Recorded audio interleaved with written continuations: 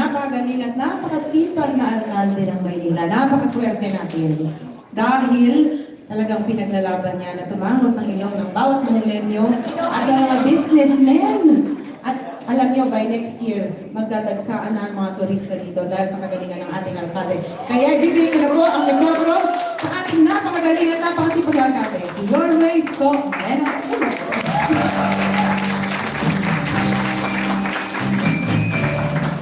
Thank you sa ating maganda na masipag pa at magaling na Vice Mayor Chia Chias.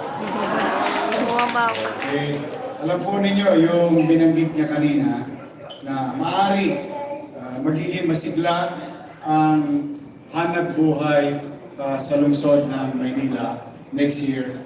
One, I'm pretty sure about it because the country officially received as a host of the ASEAN next year. So congratulations, Philippines. Congratulations to our President, President Bongbong Marcos, for hosting next year's big event in the region. And we are very excited because most of the activities that will happen during the course of hosting the ASEAN is in Manila. And the first industry who will receive such favor is the hospitality industry.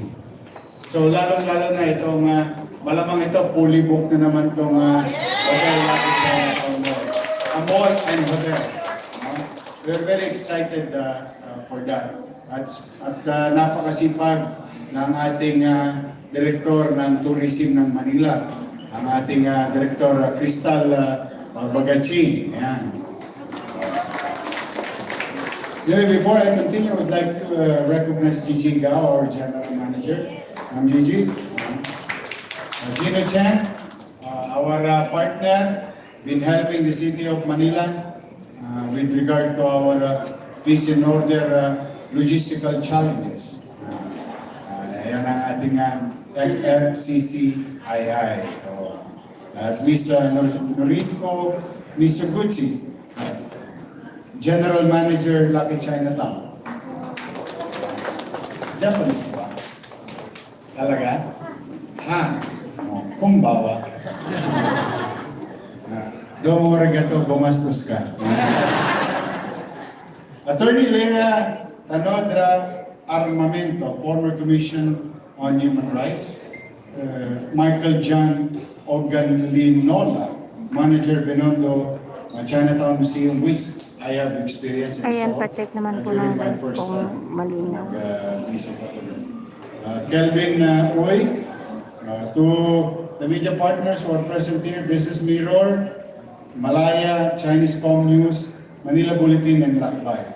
To all of you, to the guests, to the hotel family, the Lucky Chinatown Hotel, good afternoon, good evening. And yes, it's true, it's the end time of us lighting Christmas tree for our business owner in the city.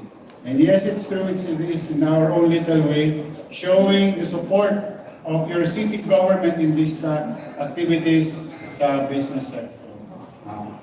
On top of ASEAN activities that we wanted really to have it and support it is simply because to create more foot traffic in the city of Manila across business industry.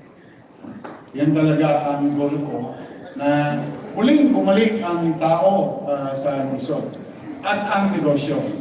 And to share to you, for the past 4 months, modesty aside, because of reviving our old policy. This is an old, but it's good. There are things that are old, but good. Old in such a way, when I became mayor in 2019-2022, we created a policy of addressing the ease of doing business in the city of Manila. And those policies were in place, and that generated so much